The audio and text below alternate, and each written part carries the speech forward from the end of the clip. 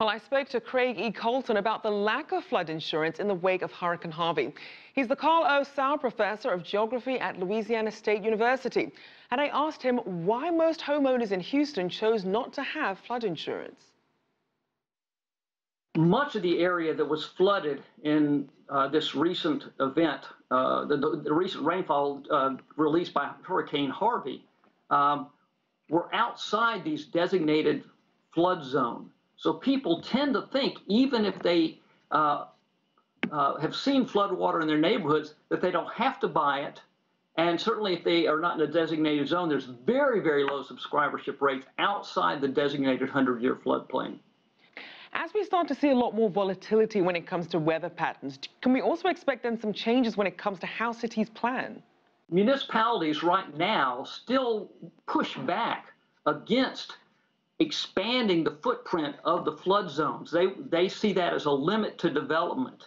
And I think one of the real fundamental things we're going to need to see, particularly in the Gulf Coast, where you have a lot of cities that are low-lying, that is, they don't have much elevation, they're highly susceptible to flooding, and with bigger storms, with more frequent extreme rainfall events, whether they're hurricanes or not, these cities need to take into account the fact that the existing floodplains or flood zones won't stand over the length of time, won't stand over the length of a period of home ownership. So I think it's really important that they accept and perhaps even expand the areas where flood insurance is really required. So if we could get to be a fly in the wall during some of these discussions between private businesses, local officials, the federal government, as when they're trying to decide where to build these homes and whether or not they should actually be built in these areas, what do those discussions look like? Well, in Houston, even more so than in Louisiana, where I live, there's really a culture of no planning. That is, no urban planning, no city planning. Houston is famous around this country for having very, very limited planning. So developers have nearly carte blanche to develop where they choose. Now, certainly if a person buys a property within the 100-year flood zone and they want to get a federally subsidized loan, they're going to still have to buy that insurance, at least for the length of the loan.